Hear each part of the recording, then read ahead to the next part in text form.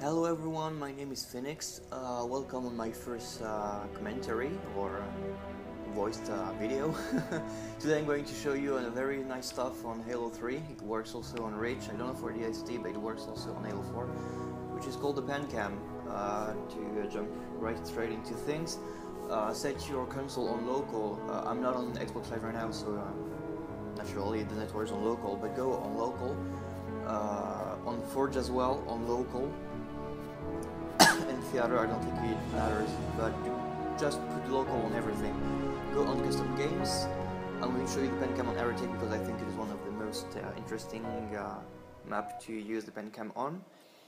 And there we go, basically. So what you want to do is to enter a combination of buttons, which can be a little tricky. I think I'm not giving you the perfect combination, but I just press on every button and it works this way. To do so, you have to go on your settings, make sure that you are you're on either bumper jumper or on default, because the combination works with those two, but I don't think it works on anything else. So the buttons you have to press are the left bumper, the right bumper, the 4 buttons, the two thumbsticks, left thumbstick and right thumbstick, and up on the Dpad, and you have to hold it for at least 3 seconds. There it goes. So as you can see, some digits, numbers appeared on the screen, and as well as normal. And you have to make sure that this normal turns into pen cam. So to do so, the same buttons are necessary: left and right bumper, the 4 buttons, the 2 thumbsticks, and this time left on the D-pad. And you don't need to hold them; you just need to press them at the same time. Just press them; it will work this way. So you have to use the custom games to activate the pen cam. It doesn't work on Forge, but we still need the Forge because what we're going to do is we are going to break out of the map by going so fast that the map won't be able to handle it, and basically we are going to break out of the map. Just wait a couple of seconds to make sure. Because how this game works, or the theater works, if you go too far away from your body, the game will teleport the camera, in the free flying camera. If you go too far away, the game will make you go, or make the camera teleport right back to the body, the character. So the only way you can avoid this is by making your body disappear. To do so, you can either fall off a map, so it only works on a map where you can fall off, basically by committing suicide, by falling off a cliff or a ledge or whatever, or by turning into the monitor and disappearing. Basically, as you can see, my body is no longer here. So what you have to do is to throw a plasma grenade on the ground, turn into the monitor, and then commit suicide. So now we are getting to the interesting part. I'm sorry, I'm going quite fast because I want to make sure this video is as short as possible for upload, because otherwise it will just take too long.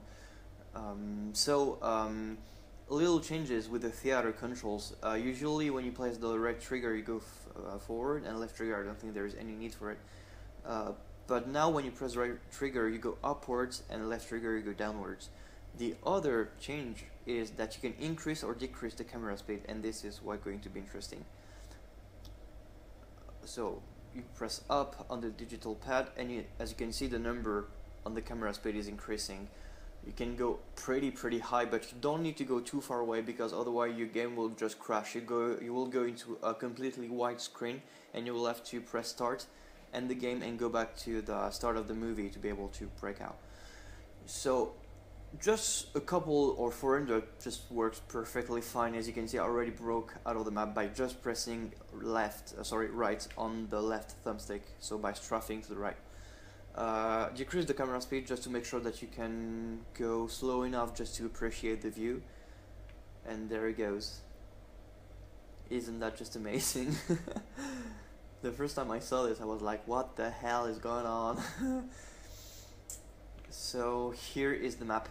This is Heretic. This is how little the map is in comparison to this just gigantic area. It goes down. As you can see, I'm just increasing the camera speed. It goes up as well.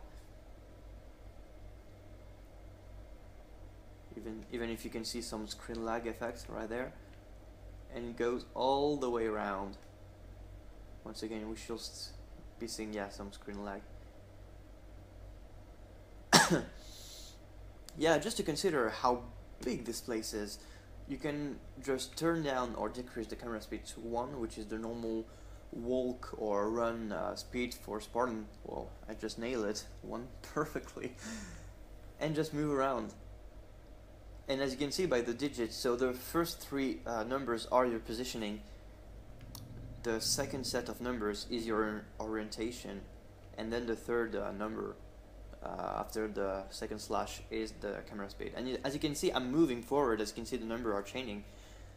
And yeah, you can, I don't think you can see it, but with the aliasing, you can still see that we're getting closer to the airship.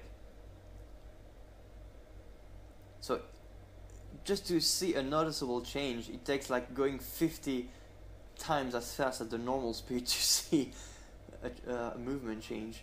And now we're on the top of the flagship. Go back to the normal speed, and then you should be able to see how fast we're moving. So yeah, some Halo information right here. Those little, which is quite strange to say little when this is so huge. Those little ships here are cruisers.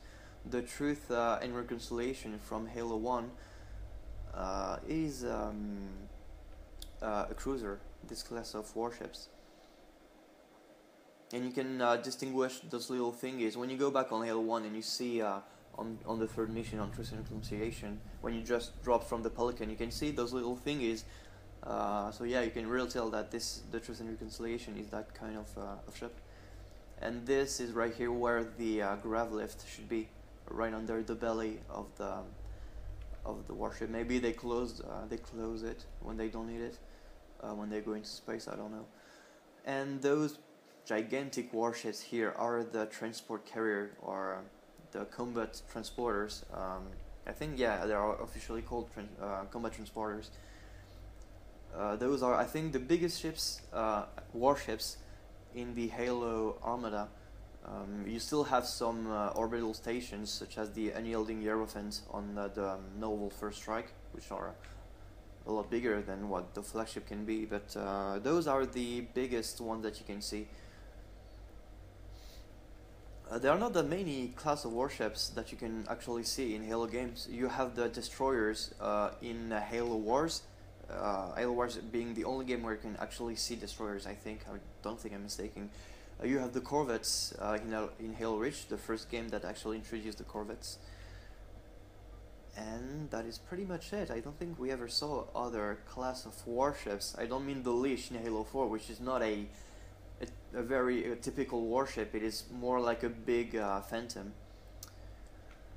So yeah, you have 2 cruisers, you have 2 flagships. All the rest are just textures, as you can see, flat images.